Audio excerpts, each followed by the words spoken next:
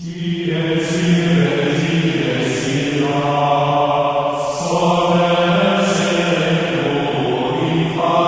again, and welcome to the Electronic Eremites Reviews. I am your host, the Electronic Eremite, and now I'm going to talk to you about Space Empires 4X, a game by Jim Krohn, published by GMT Games. Now, if you know GMT Games, you know you're likely, other than the Jensen games of Dominant Species and Urban Sprawl, you know you're likely in for a war game. And this one does not disappoint as far as the wargaming front. So allow me to set up some of the pieces and we'll talk about Space Empires 4X. Alright, did you know that space was broken up into multiple hexes of hex-based sectors? Yeah, space is definitely made of hexes. Yeah, there's the board. This is your nice board. When you see this right here, it's neat. This is how you can keep track of your economic phase. Then this keeps track of the turns that are going on. So different turn tracks, because it's a very complex game. So the turn depends. The turn number is also going to have an effect on your movement speeds. So some of your ships will be able, depending on your technology, can move, say, 1 in the first turn, but maybe 2 in the second turn, for a total of 3, but not all at the same time. So this is a way to think about it as a step-based system, in a sense, that turns take place almost in steps. So your first step, a step in like a video recording, like you can do one step forward. So where the first turn you might be able to move 1 speed, then the second turn that speed will change, but it's all sort of simulating a reasonably short amount of time so that people can react. Oh, that fleet's coming, and it's coming at this speed. I know it's going to come at another speed, so I can react in between. So it's kind of neat. It's almost like a simulated simultaneous mode for a war game. And like I said, this is just bookkeeping. If you're familiar with Twilight Struggle or something like that, that's sort of a normal looking bookkeeping. You see the sectors are colored for your different races that start. You also notice, if you can probably barely see it, there's also different sector things, and that'll have an impact on the different types of maps you might want to play. This map, although it looks like one particular square map, right? It looks like a square map. It actually is very flexible, and depending on the scenario you want, can do different maps. So that's a really, really neat thing. So you know it's a war game when you not only have a rule book, but you also have a scenario book. And they're pretty cool. They're nicely done. They're, your general GMT fare. Kind of reminds you of those old Avalon Hill days. Oh, look, there's a nice economy sheet on the back. And again, you know it's one of those type of games, one of those things when you've got a nice little sheet here, nice little thing full of paper. See, I was talking about Rex in another review, and this used to be how things were done back in the old school days, where you would have a piece of paper, and that was what you did. You got technology on one side. Yes, it is a giant thing full of numbers, so different levels. So this one is, if you really want to play hardcore, I can talk to you about this later, but if you really want to play hardcore, you can actually have it so that when you upgrade your technology, you don't actually automatically upgrade the ships, your fleets, so you actually can play it so hardcore enough that you have to bring your fleets back to be retrofitted, which is, this is something. Now, you don't have to play it like that, which is, again, another thing I'm going to talk about, but that's something that really shows you the level of detail. And on the other side that I was showing you, this is your economy. You can, you have your production, so it's all a matter of counting up. And since things are done hidden, this is a way to count up your stuff and then also sort of keep it hidden from your opponents, but still have a record to keep you honest, in a sense. I always say that, if you're playing with people who can't be honest, then you're playing with the wrong people. But whatever. Then you got player reference cards here.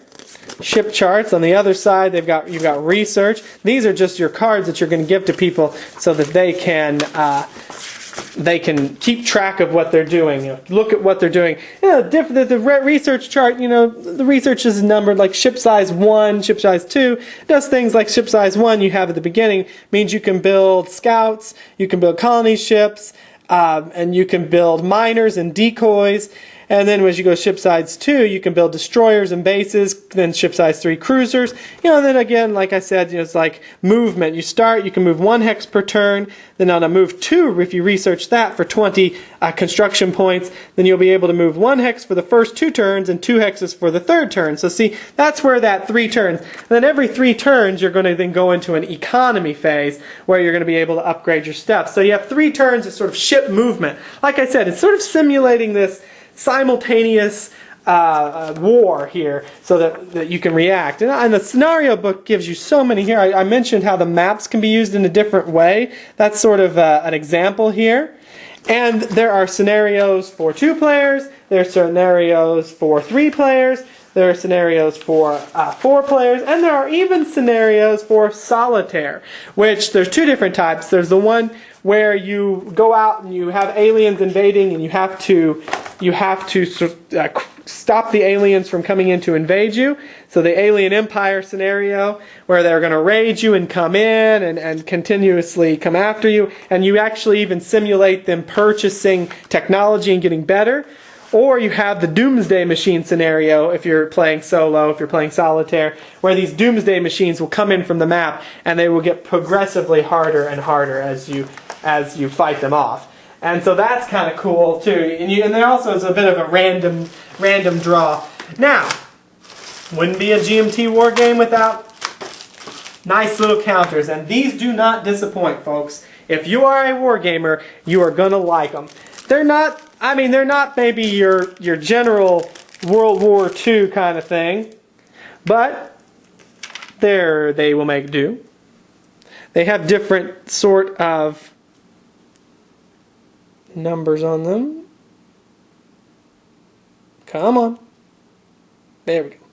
So you've got a battle cruiser here. These show different sort of numbers. They also show hull strength. They show attack and defense numbers.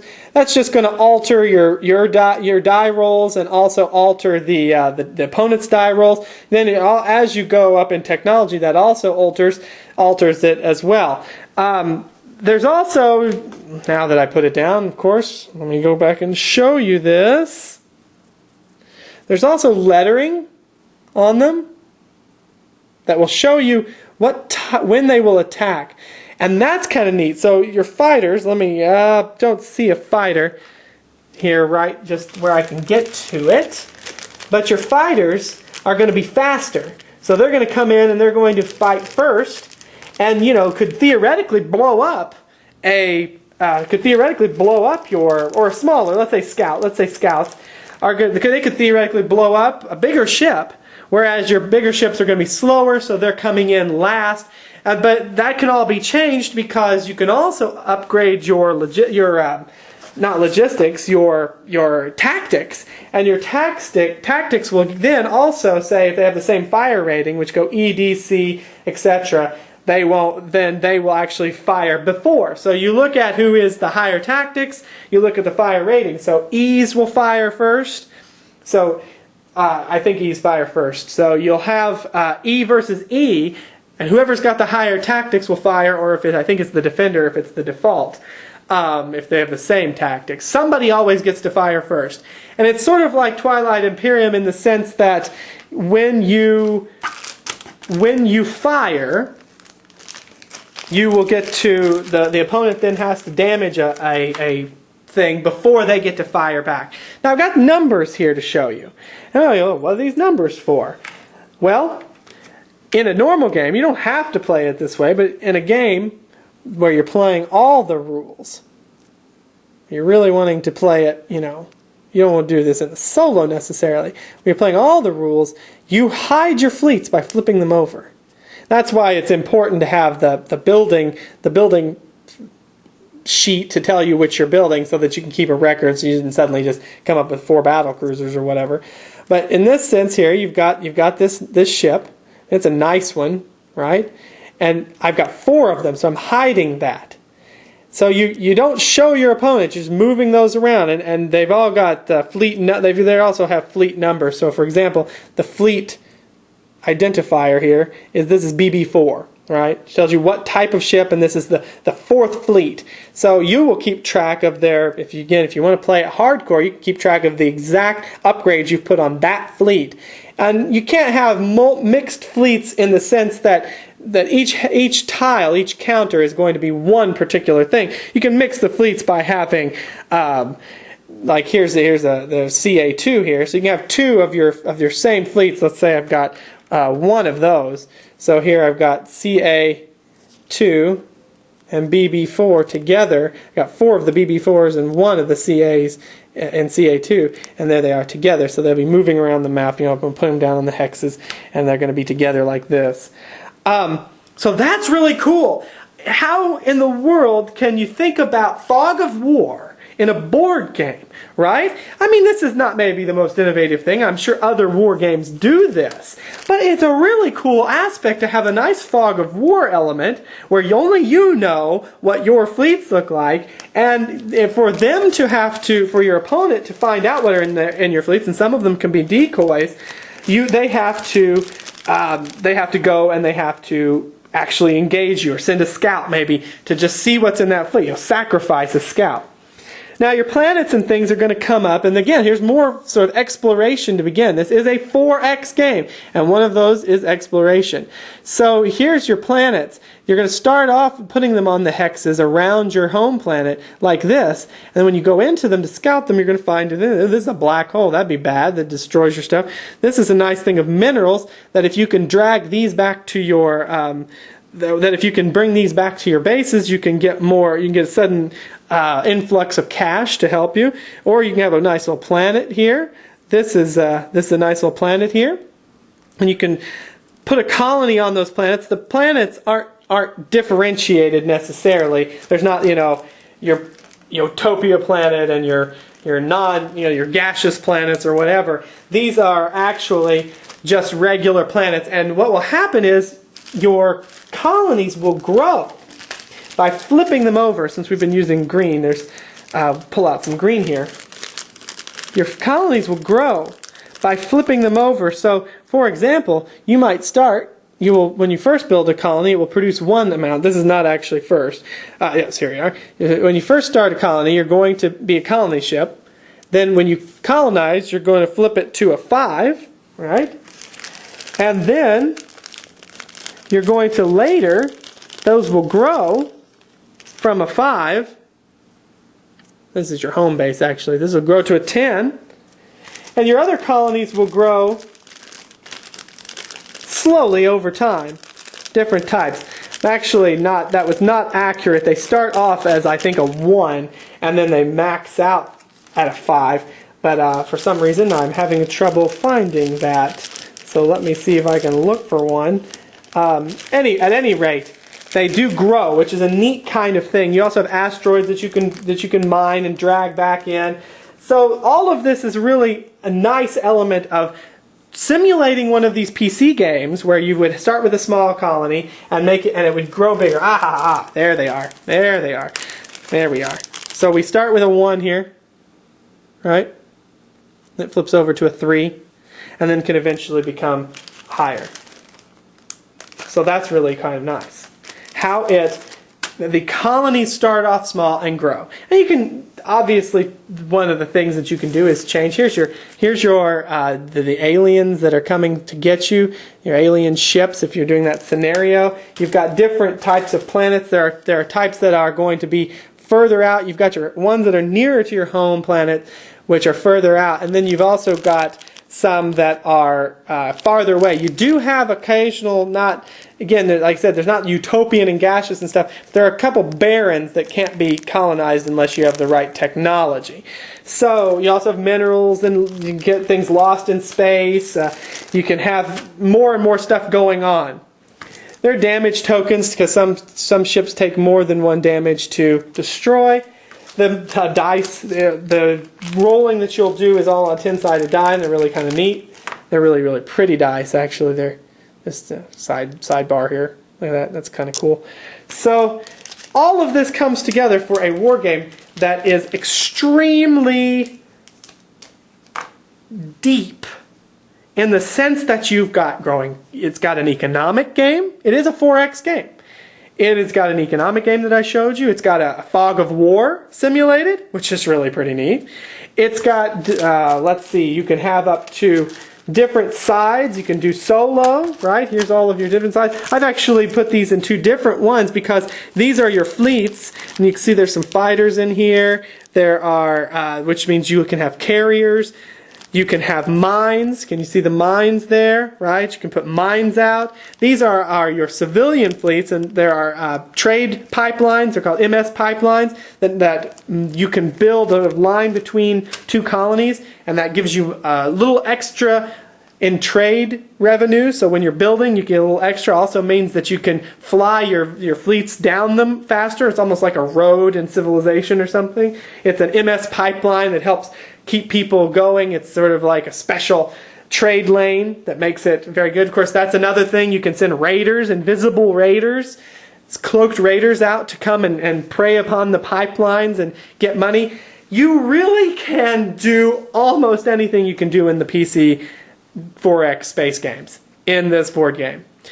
Now, I'm going to go ahead and do the face-to-face now, and I'll talk about how that is both good and bad, or the ups and downs of it. I wouldn't say bad, but how it is both good and has some challenges, and that way you'll know if this is the game for you. Like I said, Space Empires 4X is as close as you can get to an actual PC simulation of the PC 4X genre in a board game. Now, this game is artistically based off of the older game. It's now several years old. I'm going to say almost 10 years old, Space Empires computer game. So the art is actually drawn from that one. Space Empires 4, I believe, is the one that was used to draw this art. And the names are, of course, drawn. You know, I showed you Arrakis was a barren planet. There's also more that you'll definitely be able to identify the sources of some of these planets. Draconis, you know, some of them are real planets. Arcturus, and other ones are sci-fi staples. So, you know, that's kind of neat. And if you're a war gamer, the components are good. They're very good quality. You got your paper to write down all of your different economic moves. You've also got the same paper on the back of your manual, so if you ever run out, you can just photocopy that and you'll always have some. You've got really good reference guides there. They look like some sort of weird accounting thing, and they are sort of a weird accounting thing. But if you're a war gamer, you know, here's this one's a ship chart, and it tells you all sorts of things. So, for example, a scout costs 6.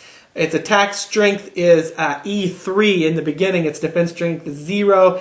It can have a maximum of 1 armor attack, and then it'll have some different notes. Has increased firepower versus fighters, for example. So there's certainly a rock, paper, scissors. You've got destroyers that can detect cloaked ships. You've got mining ships that can drag asteroids in to mine them and get you more stuff. You've got dreadnoughts and battleships, and they all do different things. They're very powerful with higher attack strengths, and sometimes they're slower attack speeds and things like that.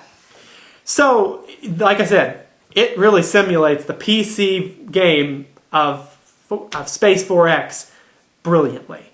And the beauty of this system, the rules, the rule book is a beautiful rule book. I will say, and then there's nice little player guides on the back of the rule book too, I would say this is one of the best systems I've ever seen. And not just war games, I mean just in general. Why? Because it allows you, it gives you the base rules. The rules, I'm not saying they're the best written rules. They're actually quite complex. You really need to read them. They're about on par with Twilight Struggle, if not even a little bit more complex. I would say on the labyrinth-style complexity. Labyrinth-style complexity here. Now, why are they brilliant? Because everything is modular. You don't want to play with carriers? Don't play with carriers. It will not impact your game. I mean, unless you let one person play with carriers and another one but no, you're not going to do that. If nobody wants to play with carriers, don't play with carriers. If you don't want to play with mines, don't play with mines. You can take out and put in pretty much anything you want. You want a modular. If you don't like the colony growth, you don't have to do the colony growth. You can do it a different way. If you don't like the fighters fighters and carriers I already mentioned, you don't like mining, you don't want mining, I think you typically want to have mining in there. But if you don't want the MS pipelines, you don't want trade in there, don't do trade. Some of them are stock. I mean, I think you're going to have certain ones that you have to do. You have to play with colony ships. You have to play, I think, with certain ones, right? But the more complex advanced rules, which pretty much are anything beyond your just regular, first tier or two ships, you can play modularly. You want to have auto retrofits so that your fleets, as soon as you research something, your fleets are automatically retrofitted and upgraded. Go ahead. You don't want to do that. You want to actually bring them back and have them retrofitted at a space dock. You can do that too, and they've given you the ability to keep track of that. You can customize this war game to be as complex or less complex as you want, which is a beautiful, beautiful, beautiful thing. Because most war games have one complexity, and that's hard. And so you're bringing new people into the war game genre, and that's like, oh my goodness, so there's a CRT table, and I got to roll, there's all this stuff, and then there's none of that here. None of that here. And some of the more complex things, like mines, like carriers, are things that are optional. So that is a beautiful thing.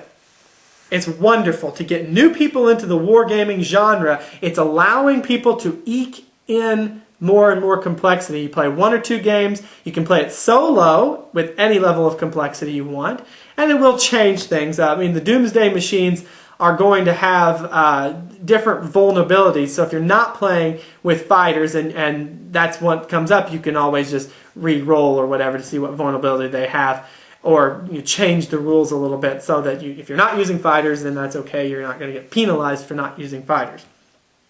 So, in a sense, this is your game. This is a game that you've been given all these tools, and you can decide what you want to do with it. It's modular. It is a modular war game that accurately depicts the PC gaming genre of the Space 4X. You have an economic phase that is easily as in-depth as the PC version, and as easily in-depth as most economic games, where you're getting a certain amount of points from your different trade lanes or from your colonies that can grow if you want them to, and then you're spending those on different ships depending upon your research. If you have hull sizes that are higher, you can spend them on research. You can spend them on different ships, and you can only put them. You have build limits because your space stations have build limits. So that's also kind of neat. You have to upgrade your space stations. So again, it really, really is almost like playing a computer game on a board game, and it's magnificent. It is a magnificent game. If this is your level, if you can handle it, even the base game, I'm sorry to say it was modular, but even the base game is highly complex. It is a highly complex war game. It's not something you're going to just bring in a guy or a girl who's never played anything like this and say, hey, enjoy this. You're gonna spend the time doing a learning game. With most GMT games, I find that to be true. I mean, even Twilight Struggle, which is more of an area control than it is a war game, you're going to spend some time trying to get people into the system. So, you're exploring, you're researching, you're destroying, you've got Fog of War. You don't have to play with Fog of War if you don't want to, but I think you're going to have a much more enjoyable game, a war game particularly, if you play with Fog of War. It's just that extra added coolness of the feint. I've got a decoy fleet that looks huge coming at you, but in reality, my real fleet was over here, and it has some, 4 different battle cruisers and 2 destroyers and all that. So really, all of this comes together and again, there's so many scenarios, the different ways you can use the map that they've given you and move it and change it. Even though it's the same map, you can't pull the pieces out, but you set different borders. So it's really, really neat. And I mean, it all just comes together into this really neat mesh. Now the bad. The bad is, I mean, if you're not a wargamer, it's going to be overly complex. People were saying, oh, I hope this is the Twilight Imperium killer because I hope it's going to take less time to play and it's going to be just more strategic. Well, it is definitely more strategic in the sense that it is a war game. It is much more in your face, blow up the other side. There are no other victory conditions other than extermination in Space Empires 4X. There aren't going to be any diplomatic wins on this one. So, if you're expecting that sort of thing, where politics is going to play a role, you're not going to get it here. It is a war game through and through, even though there's a significant economic side. So, in that sense, it's not the Twilight Imperium killer. It does... Does it take less time to play? Well, if you're playing 2 players and everybody knows how to play, yeah, okay, it takes less player than Twilight Imperium. And since it's solitaire and 2-player friendly, that's always better than Twilight Imperium in the sense, because you can't do either one with Twilight Imperium. Well, you can play solitaire, you just won't have any fun. But, okay, and you can play 2 players in Twilight Imperium, but again, it's sort of dicey as to whether or not it's a good and enjoyable experience. So, with Space Empires 4X, the 2-player game is actually quite good, and since the only way to win is to destroy the other side, that you've got definitely what you're going to be doing, and so there you go. So the 2-player game is excellent, and is actually shorter. The 4-player, 3-player games are going to be much, much longer. I mean, you're going to get a game that is going to keep going, and it could easily be 3 to 4 hours, if not 4 to 5 or more, to play a larger game, particularly if you use the whole map. There's a smaller map variant and a larger map variant. Of course, the smaller map's going to mean, conflict right away. And there's really more of a smaller, larger map on almost all the different scenarios you can use. So it's neat. But would I say it's Twilight Imperium killer? Well, it's a different thing. It's a totally different thing. If you're a war gamer, it's absolutely the Twilight Imperium killer. You're going to want to go here and play this much, much more than you're going to want to do that. If you're more of a diplomacy, politics, and I think the technology system here is more of a basic technology system than in Twilight Imperium, where it opens up several different things in Twilight Imperium that really alter the gameplay. With Space Empires 4X, this is much more of a tiered system of you can't do certain things until you go up this certain tier. So, but that doesn't mean that it's any less of a cool system, and, I'm going to go for tactics, you're going to go for whole size. So that means, though, that my units are always going to be able to fire before yours, even if you've got more powerful units. So, there's definitely different avenues to victory that don't necessarily mean only going straight for whole size and making the biggest ship and coming at me with dreadnoughts. I go tactics, and I go fighters and carriers, and I have a fast-moving, extremely quick strike force that can blow up your dreadnoughts that are very expensive for you. So again, it's the perfect storm of space and war game and customization of what you want to do. So in a sense, if that's what you're looking for, something that you can decide how to play the game, something decide to play the game you want to play, and if you're looking for a relatively strong and complex war game, then this is the game you want, particularly if space games are your thing. Again, if you're okay with longer playing times, if you're okay with reading rules, because you won't be able to get it in the first run through. They aren't terrible rules. There's a lot going on. I mean, there's with your colony ships, you can move them a certain amount. You move the other ships a certain amount. One ships can see certain things. Anyway, this is the Electronic Eremite, and I hope you enjoyed the review, and I hope to see you in space. So play on.